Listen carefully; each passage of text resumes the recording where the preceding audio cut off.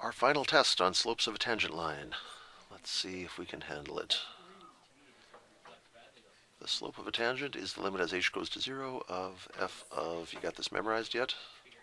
Pretty much. You don't have to, it's on your formula sheet. But you're probably starting to know it. F of x is handed to us. F of x plus h means we must write this thing out. Everywhere that there used to be an x, we put x plus h instead. So we get x plus h plus 1 over x plus h minus 2. I don't think there's anything I can do to clean that up just yet, so we'll just have to live with it in that form. And it means that our slope is the limit as h goes to 0 of f of x plus h. I am going to drop the brackets for now. I might regret that and end up putting them back, but I'll start without them. X plus h minus 2. Yeah, I regret that. I'm going to bracket this again. So there's our f of x plus h minus f of x is x plus 1 over x minus 2, and all that is over h. Good? I'm going to space that out because some fraction work is coming.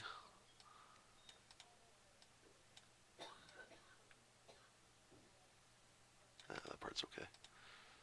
More room here too. All right. No roots, so the conjugate trick's not happening. Factoring, I don't think so. Common denominator looks like the way forward. These are both fractions, and if they had a common denominator, I could combine them and then hope something good happens.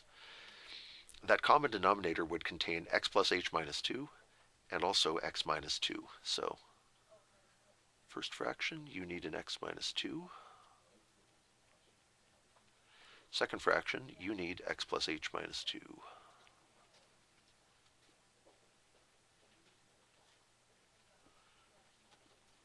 All right, let's expand all that. This will be the most arduous step, I hope. Let's see what we get. We get to distribute all this, so we get x times x, x times minus 2, h times x, h times minus 2, 1 times x, 1 times minus 2. And now we get to do all that again over here. And don't forget there's a minus sign up front that applies to everything I'm about to say. I hope I remember all of those. X times x is x squared, throw in a minus. X times h is xh, throw in a minus. X times negative 2 is negative 2x, throw in a minus. Now I'll go through with the 1. 1 times x is x, throw in a minus. 1 times h is h, throw in a minus.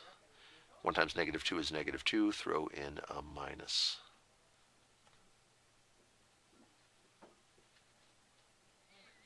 All of that is over our common denominator, which is x minus 2x plus h minus 2. And all that is over h. Please let this simplify soon. I'm running out of space. Okay, anything cancel? Here's x squared and x minus x squared. Those can drop out. Minus 2x and plus 2x. hx and xh. This is bad. I should have kept a consistent order for those, but I guess I got away with it. Plus x and minus x. And minus 2 and plus 2. Glorious. Love the canceling. So our numerator ends up as minus 2h minus another h is minus 3h over x minus 2x plus h minus 2. And instead of putting that all over h, I'm going to go times 1 over h just to try to keep the fractions a little more under control. The h's can cancel. Goodbye. And so our slope is the limit as h goes to 0 of minus 3 over x minus 2 x plus h minus 2. One more thing we can do. We're supposed to do a limit as h goes to 0. That means where h's are, you can try putting in 0 and see if you get away with it. And yeah, it works just fine. You get minus 3, x minus 2, and then another x minus 2, which I'm just going to write like so. So that's our slope. It varies from one point to the next, and so this thing says, tell me what x you're at, and I'll tell you what the slope is. Well, we are saying x equals 5. Please tell us what's happening there.